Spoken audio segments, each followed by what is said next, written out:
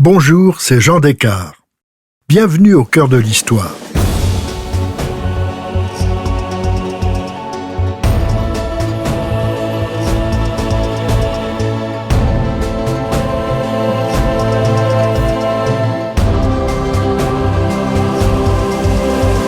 Dans cet ultime épisode en 2 parties de notre série sur les femmes pionnières de l'histoire, je vous raconte le parcours de Marie Bonaparte, arrière-petite-nièce de Napoléon et princesse de Grèce par son mariage. Passionnée par la psychanalyse, elle fut très proche de Freud qu'elle sauva des griffes d'Hitler et fit connaître ses travaux en France. Seconde partie, la princesse, Freud et la psychanalyse. Dans cette après-guerre de 14-18, Marie Bonaparte va mener plusieurs vies à la fois. Elle s'occupe de ses enfants, de son mari, mais va devoir aussi prendre soin de son père, le prince Roland, très malade. En avril 1923, les médecins diagnostiquent un cancer de la prostate. Elle s'installe dans l'hôtel d'Iéna pour veiller sur lui. Parallèlement, elle poursuit sa liaison avec le fameux docteur X, époux d'une de ses amies. Elle est très bouleversée par la maladie de son père et X lui apporte un réconfort lui permettant de tenir. En même temps, les nouvelles de Grèce ne sont pas bonnes. À Saint-Cloud, dans une maison du parc, elle accueille son beau-frère, le prince André, sa belle-sœur Alice, leurs 4 filles et leur petit garçon Philippe, qui n'a pas un an, le futur duc d'Édimbourg, époux de la reine Élisabeth II du Royaume-Uni. Ils ont fui la Grèce où André est menacé de mort.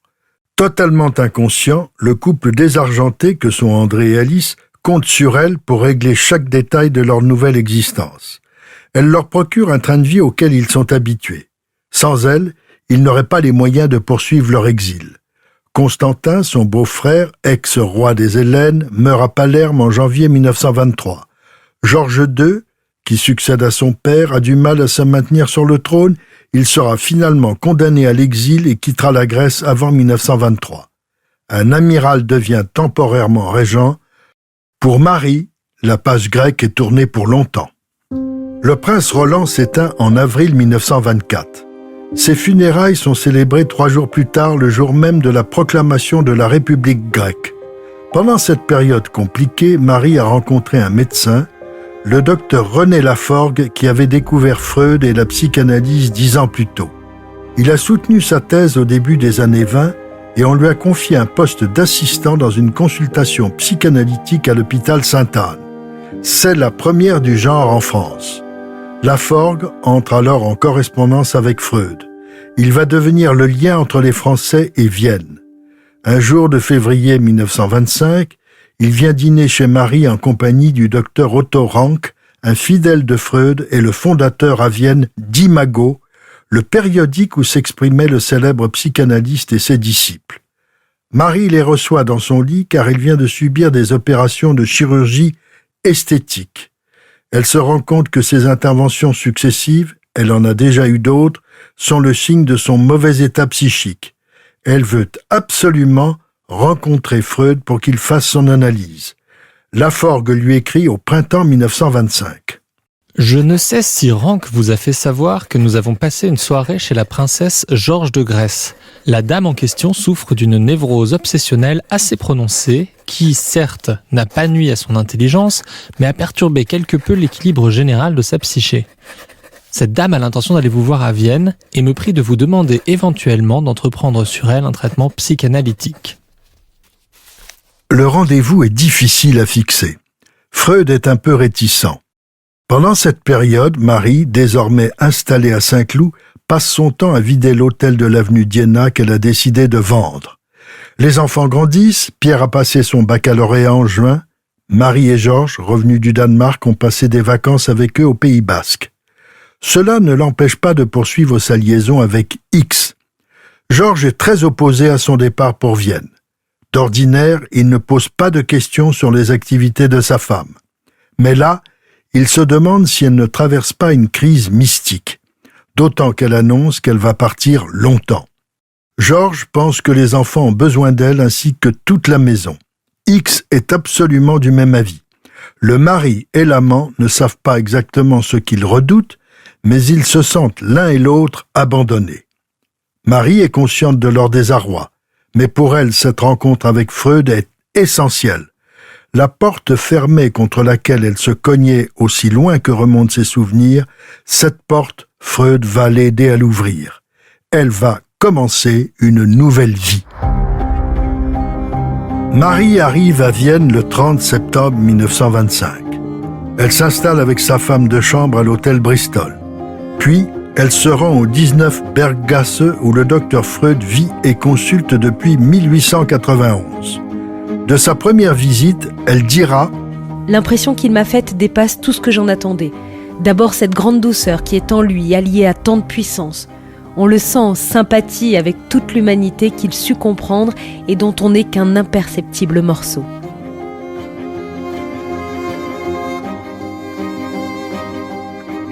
Ils mettent au point le rythme de l'analyse, tous les jours à 11 heures. C'est Marie qui jugera elle-même quand elle sera finie. Entre eux, la confiance réciproque est instantanée. Ils sont à l'aise l'un avec l'autre comme si leur amitié existait depuis toujours. Les séances se succèdent. Freud parle aussi de lui-même. Très vite, il lui révèle son cancer. J'ai 70 ans. J'ai eu une bonne santé, mais il y a quelques petites choses qui ne vont plus. C'est pour ça que je vous préviens, vous ne devez pas trop vous attacher. Pour toute réponse, Marie fond en larmes et lui dit qu'elle l'aime. Pas mécontent, il s'écrie « S'entendre dire cela à 70 ans ?»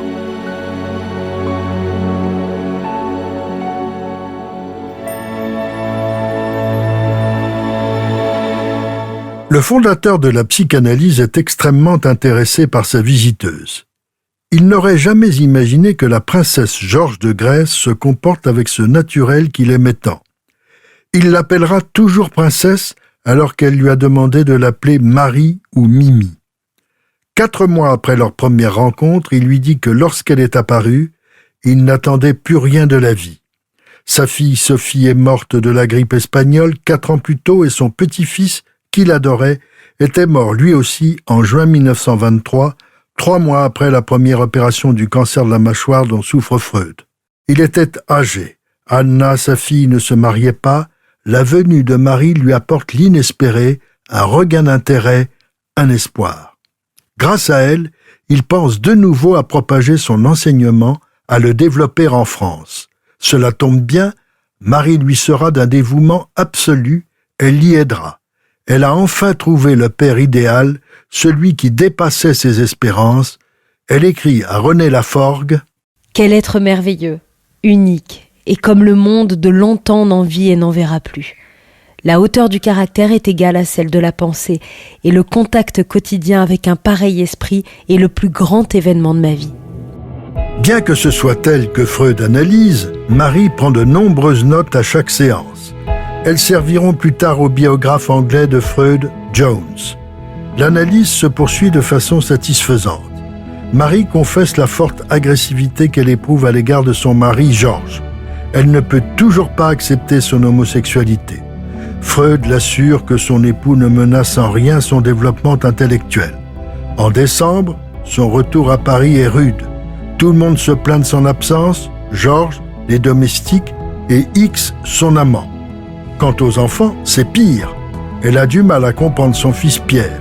Eugénie, elle, s'ennuie à mourir auprès de son père. Marie se plonge alors dans la traduction des œuvres de Freud en commençant par « Un souvenir d'enfance de Léonard de Vinci ». Dès janvier 1926, elle est de retour à Vienne. Elle s'y sent tout à fait à l'aise. Quand elle aura fini son analyse, elle veut devenir, elle aussi, psychanalyste. Elle assiste à des consultations à l'hôpital général de Vienne. Elle se lie aussi avec la fille de Freud, Anna. Elle a 13 ans de moins qu'elle, elle est la préférée de son père dont elle assure le secrétariat. Elle assiste aux réunions de l'association psychanalyste internationale et elle est devenue elle-même analyste spécialiste des enfants. Anna Freud est brune, petite, menue, jeune et espiègle. Marie s'attache beaucoup à elle et la trouve charmante. Pendant ce temps, son analyse fait des progrès rapides. Freud l'aide à décrypter les traumatismes de son enfance. Elle lui parle de sa frustration sexuelle et de son absence de plaisir. Elle rentre à Paris après 5 mois. Elle rencontre tous les amis du docteur Laforgue, psychiatre et adepte de la psychanalyse.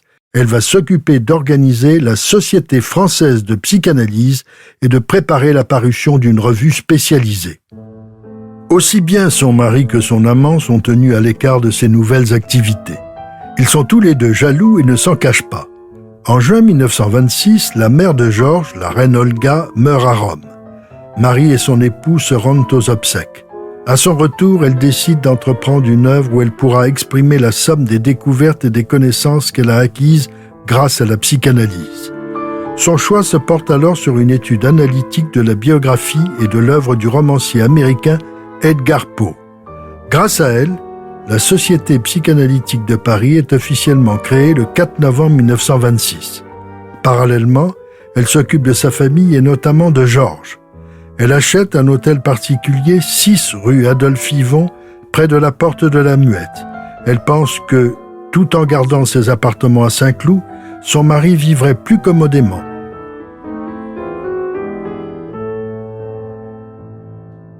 Valdemar et lui préféraient être en ville. L'analyse lui a enfin permis d'accepter l'homosexualité de son époux. Dans les mois suivants, elle enchaîne les allers-retours entre Vienne et Paris.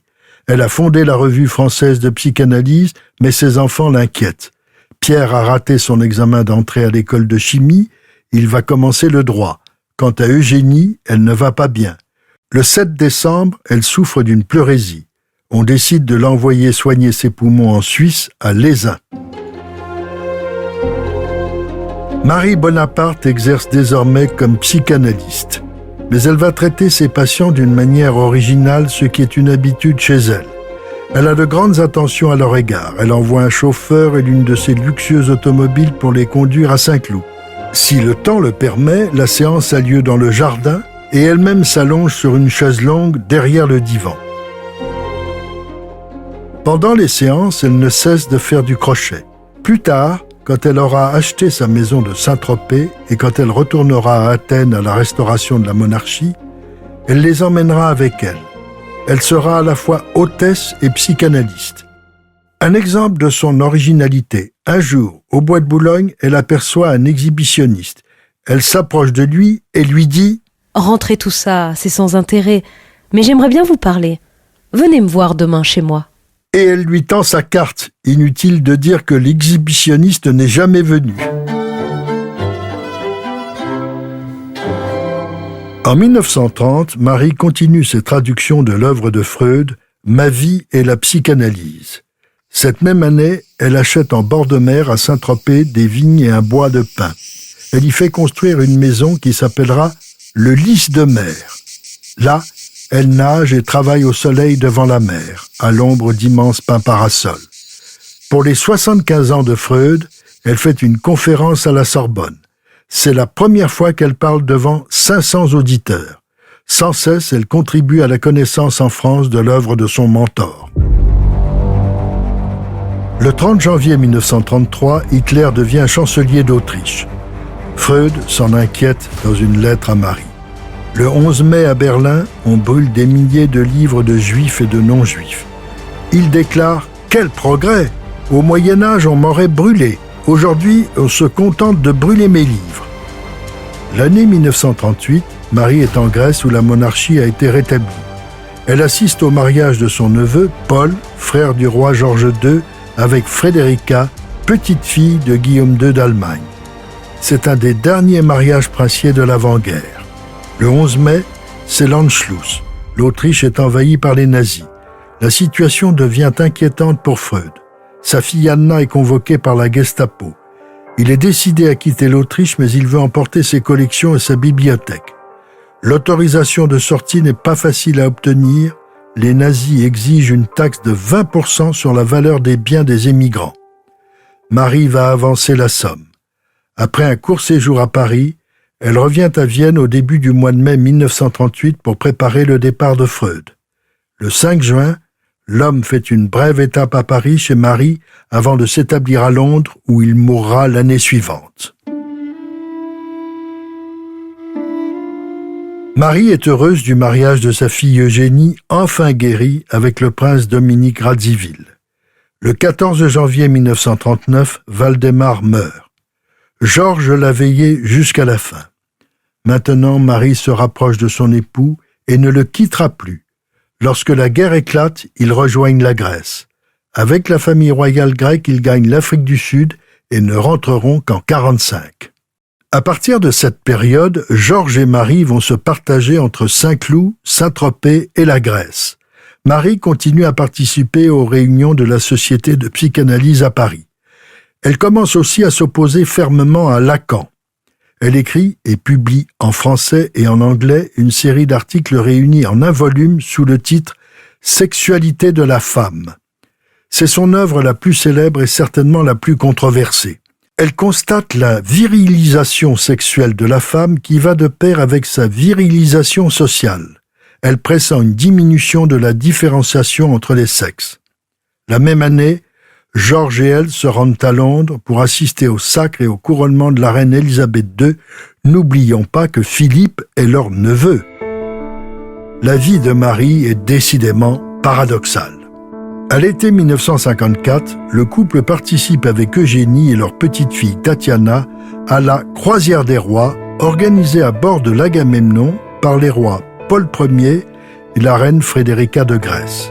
À bord, il y a des monarques régnants, comme Juliana des Pays-Bas, mais aussi des souverains détrônés et surtout la jeune génération des dynasties d'Europe. L'ambiance est joyeuse, mais Marie note que l'atmosphère est anachronique et que cela ressemble à une relique du passé. En novembre 1957, Georges s'éteint à Saint-Cloud. Marie est auprès de lui pendant son agonie.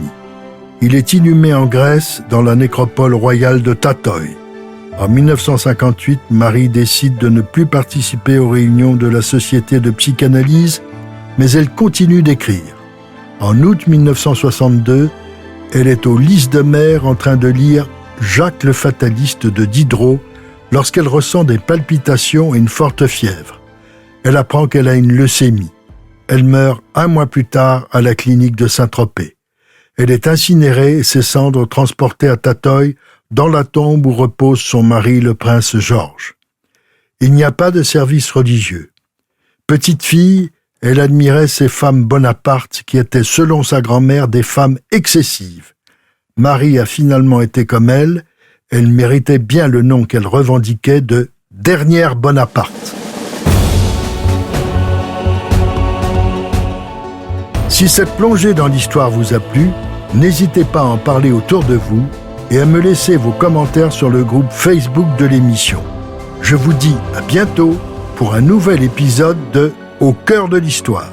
Au cœur de l'histoire est un podcast Europe 1 Studio. Il est écrit et présenté par Jean Descartes. Cet épisode a été réalisé par Mathieu Blaise. Ressources bibliographiques. Marie Bonaparte par Célia Bertin, présentation d'Elisabeth Roudinesco, édition Perrin 1982, réédition 1999. Freud, l'homme et l'œuvre dans Le Petit Parisien, 14 juin 1938. Edgar Poe, sa vie, son œuvre, études psychanalytiques par Marie Bonaparte, avant-propos de Sigmund Freud, 1903, réédition aux Presses universitaires de France, 1958. Ma vie et la psychanalyse de Sigmund Freud, édition Gallimard 1930, traduction de Marie Bonaparte.